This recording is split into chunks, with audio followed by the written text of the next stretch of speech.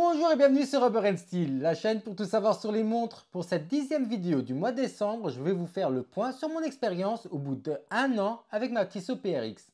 Et vous allez voir que ce n'était pas toujours rose et j'ai connu des hauts et des bas avec cette montre. Ceci étant dit, on va pouvoir rentrer au cœur de l'horlogerie.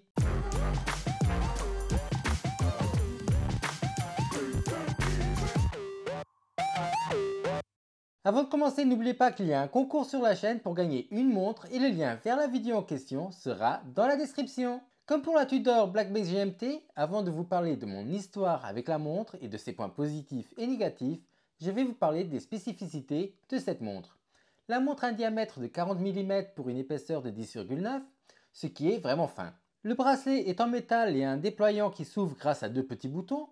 Le cadran est noir avec un motif qui fait penser à celui d'une Royal Oak et la montre a une date à 3 heures. À l'arrière, on va pouvoir voir le mouvement de la montre qui lui offre une réserve de marche de 80 heures. Et on voit aussi directement le système de changement rapide de bracelet, ce qui est toujours très appréciable et en plus pratique quand on veut vraiment bien nettoyer sa montre. Voilà, maintenant on peut passer à ce que je pense de cette montre au bout d'à peu près 1 an avec elle. Et pour ce faire, on va commencer par les points négatifs de cette montre d'après moi.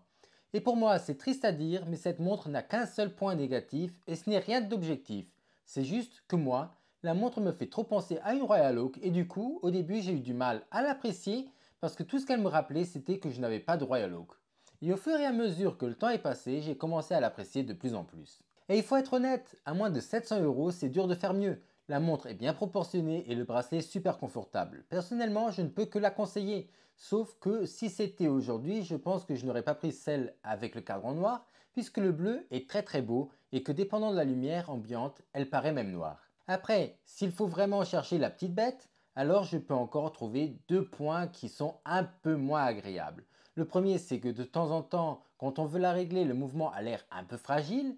Et le deuxième, c'est le système de changement rapide de bracelet qui est certes très appréciable, mais il est vraiment dur d'accès et de temps en temps, on doit s'y prendre à plusieurs fois pour arriver à l'enlever ou à le mettre. Mais pour finir, comme vous avez pu le comprendre, cette montre a bien plus de points positifs que négatifs et en plus c'est une montre qui fait bien plus cher que ce qu'elle est. Cerise sur le gâteau, c'est une montre qui peut se porter avec tout type de vêtements, donc si vous hésitez, je ne peux que vous dire de vous lancer parce que la montre en vaut la peine. Voilà, on en a fini avec cette 10e vidéo de décembre. Si elle vous a plu, n'hésitez pas à la liker, commenter et à vous abonner. Et moi, je vous dis à demain pour une nouvelle vidéo. Au revoir.